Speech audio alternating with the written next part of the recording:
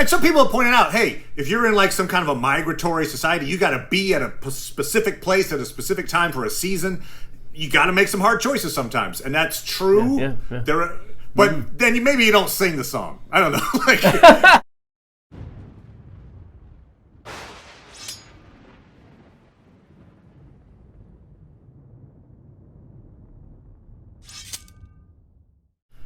Hail, Internet!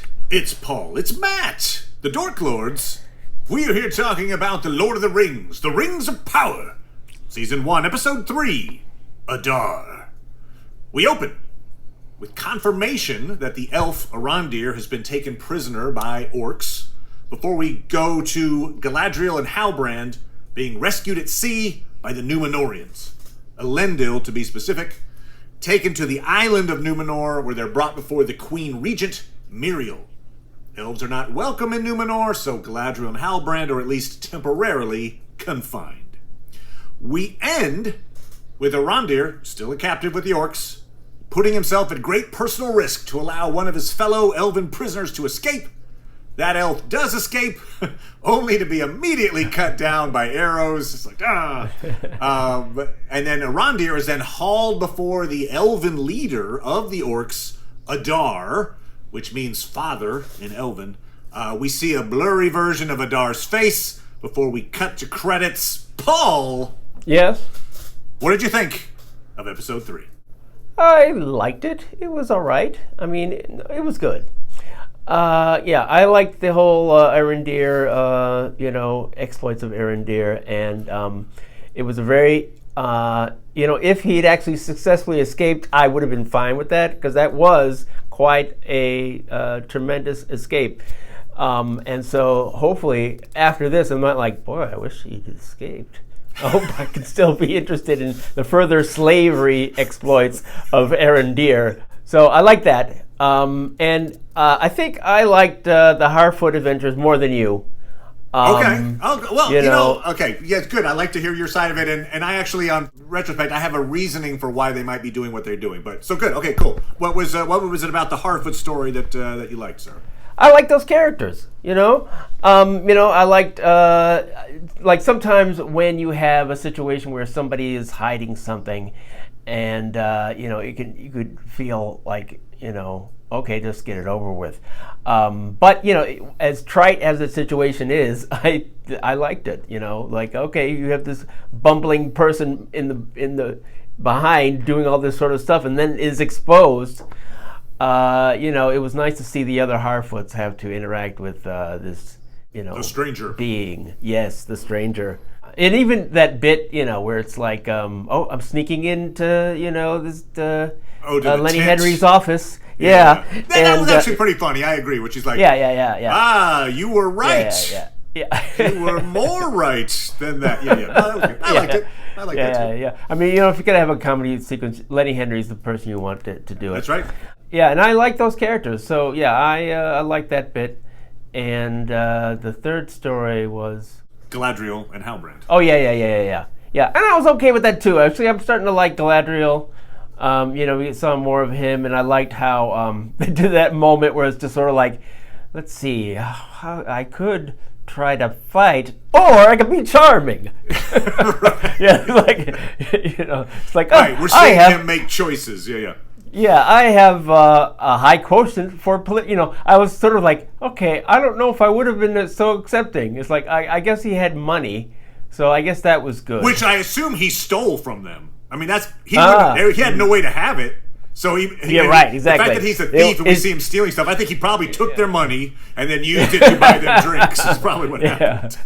Yeah. So it's like, why do you need that thing? He would have got away with it, I guess, if he hadn't stolen that one thing. That was his ultimate goal, which is interesting. That he wanted to forge something, which that plays into the Hal Brandt might be Sauron theory, because eventually he is going to forge rings. But why would he? He wouldn't be forging the rings there anyway. So anyway. We'll see how that all plays out. I like the bit too where he pretends to know what to do in front of the queen. So he's like, "Oh, we should kneel," and then she's like, "Nobody kneels." Oh, I'm sorry. Yeah. Yeah, I guess there's some people that have assumed that speaks to his higher breeding. Oh, okay, sure. Like he has some kind of at least awareness of courtly activities. Yeah. And there's a suggestion that he is kind of this, the king who must return thing, perhaps. Certainly, I would think that would be preferable to being some sort of evil person. Yeah, it's fun. Okay, I'll jump to this real fast. Yeah, jump. I'll jump. So, I got there's a lot of theories about Hal Brandt. I bet. And the thing is, very few people are saying, like, Hal Brandt's a good guy and he'll be very helpful. Like, that's not, no one's got that theory. It's like, is that wishful thinking or something? Yeah, I know. I mean, that is in some ways like Occam's razor is, he's probably just a good guy that you win him over and then he'll help his people will help your people. Got it. But it's like I'm kind of more in the he's Sauron in disguise camp, or that Sauron has possessed him so that once you got rid of Sauron's control, you could have a guy who could be helpful, maybe. But there's the Hal Brandt is Sauron. You've got a big group of Hal Brandt will end up being the Witch King, which you wouldn't see in a season 1. So that's a long play out because he's going to have to get a ring and then be corrupted by it and then turn into the Witch King over time. And then I got a very long and involved but very cool theory from stalwart commenter Thomas Ryan.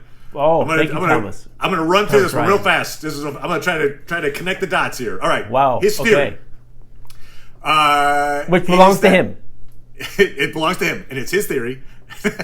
Little Ann Elk Monty Python reference there. Okay, so the Southlands are going to get laid waste, forcing Hal Brandt's people to relocate somewhere west. You got to get away from Mordor. Since the Southlanders were originally pro-bad guy, they're pro-Morgoth, they're going to feel a little ambivalent about which side they're on.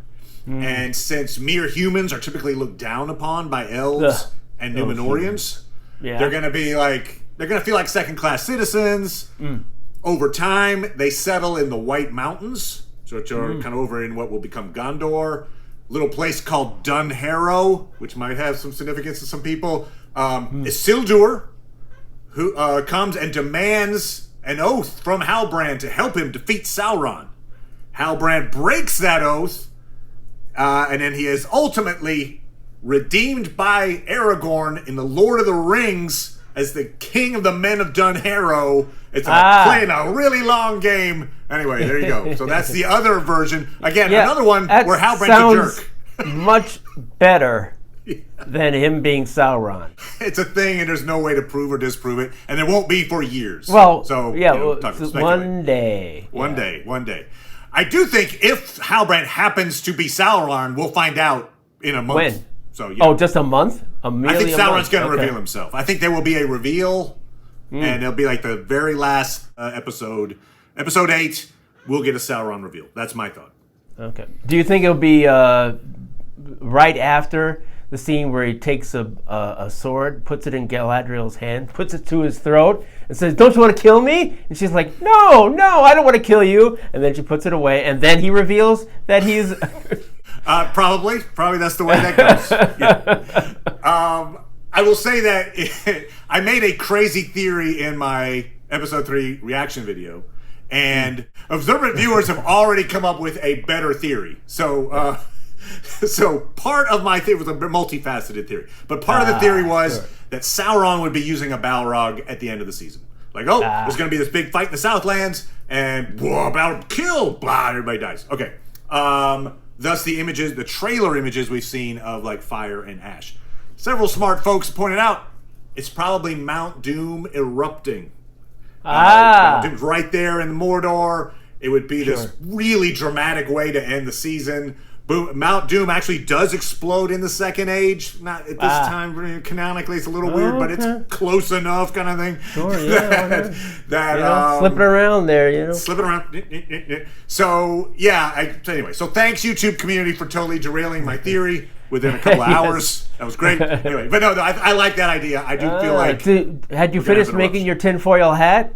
The other thing I did mention in the reaction video, which I think is worth bringing up here, is that I had mentioned in our recap for episodes 1 and 2, hey, best chance for the fans of the books to find something familiar is that storyline with Celebrimbor, Elrond, and Durin. And anecdotally, I think a lot of folks seem to enjoy those characters the most in the first 2 episodes.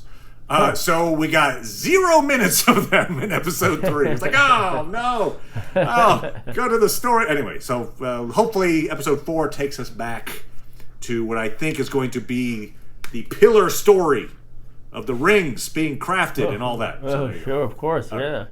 Nothing like ring design. You like the Harfoots. The thing about the Harfoots that was odd to me was just it seemed like they were being very hypocritical with like they sing this song, which is like, no one walks alone. No one walks alone. All right. Yes. You have a broken ankle. You have to walk alone. Like, wait a minute. You just said we leave no one behind. We're leaving you behind. All right. Okay. Or what was it? We will wait for you. So they're calling out the people that they abandoned and or died. They're like, look, all these people we abandoned over the years. We will wait for you. You didn't wait. That was the whole point. You left them. Anyway, so it's a weird way to have the culture just seem like, no, I don't understand where there's a disconnect at all. Hey, if you and me were going to go to New York, okay, we're going to New York. And I get on a plane. I'm like, I'll wait for you. I can be in New York and wait for you to get there. Even if you don't have money for that's a great point. An airplane. They didn't say at a specific place. They're like, we'll wait somewhere. You catch up with me, then I waited. Yeah. It's up to you to get there. Not on me. And some people have pointed out, hey, if you're in like some kind of a migratory society, you got to be at a specific place at a specific time for a season. You got to make some hard choices sometimes, and that's true. Yeah. But then maybe you don't sing the song. I don't know. Like, maybe cut the verbiage out. Like, pretend that you're all in it together, but you're not really. Or add, like, if you can move fast. If you could just not lollygag. We have a list of exceptions. You can see here, you get the twisted ankle exception. So I'm sorry, you're at the back of the okay. But so what this could be though is. Because we know that eventually the hobbits, all these 3 different subclasses I mentioned last time, so the Stoors, the Harfoots, and the Fallowhides, all end up meeting together and creating the Shire. And in fact, the hobbits of the Shire are like, we don't leave the Shire. Like they're a very different people in the Third Age. It's much easier not to leave anybody behind if you never go anywhere. If you're not leaving. So maybe this is kind of a way of saying, they're going to realize, like, we kind of have a flawed system. Maybe it would be better if we could all be one for all and all for one in one place and set up shop. There you go. So that could be what this is heading. We never lose anybody now. Never lose anybody. I got it all figured out. Yeah. So anyway, it was a little odd because I wasn't expecting it. So I guess in some ways they gave me the unexpected. I was like, man, these people are hardcore. Yeah. Like, damn. You got a cart. You can just put them on the cart. But, okay. It's like, you would think you wouldn't be able to move so fast with all that hypocrisy. Just weighing down on your back. Yeah. It's like, no, I threw that off miles ago. So maybe the most important scene for the plot, I think, happened very quickly near the end of the episode. And that involved Muriel, the Queen Regent, and her father. Yes. So Muriel's father, the king Tar Palantir, in the show has been deposed, but he still lives in the capital, Armenelos. In the lore, he was king until he died. Muriel was the rightful heir, so she was going to become queen, but she was forced to marry her cousin, Pharazôn, which, House of the Dragon, marrying your cousin's fine. In Tolkien's mythology, marrying your cousin's still a little dicey.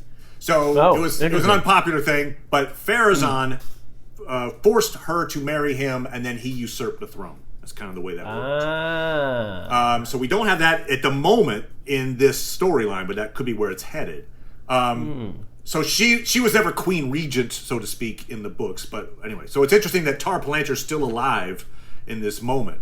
Tar Palantir did have the gift of prophecy in the lore.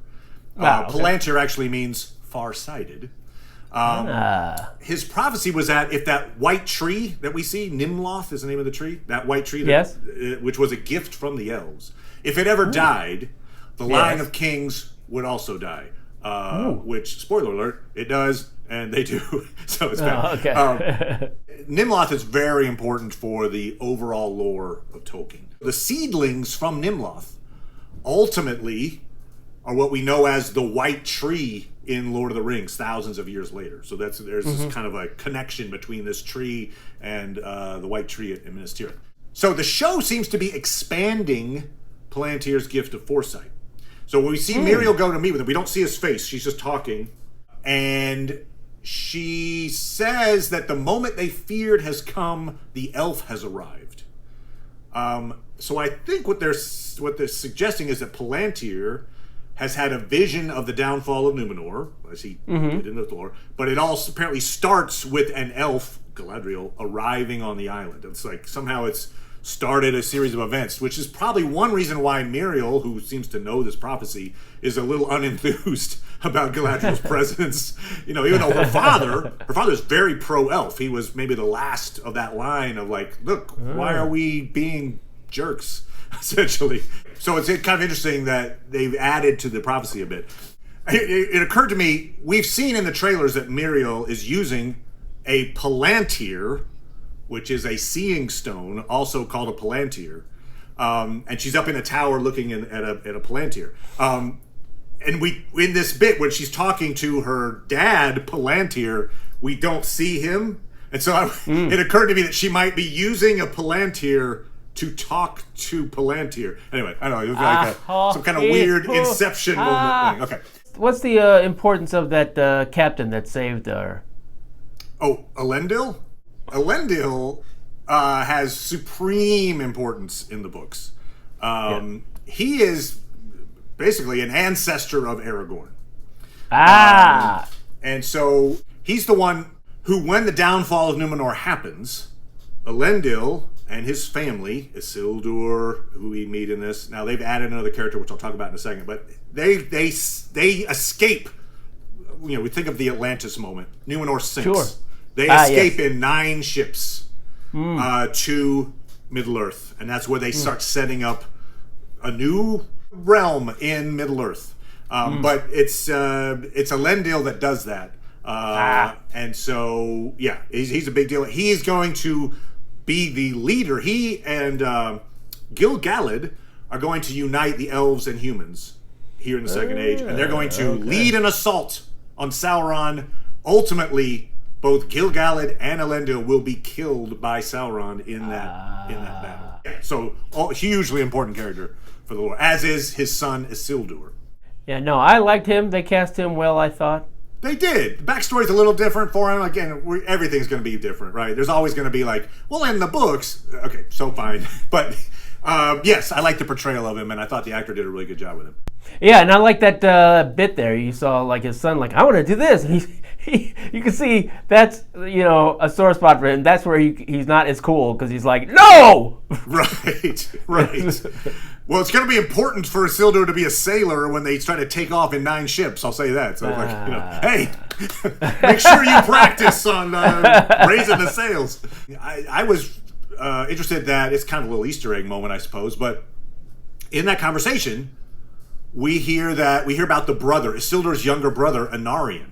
Now, Anarion is from the lore, and I thought they were going to just do a swap. I thought they were, because Earion, the daughter that we meet, she's not in the lore.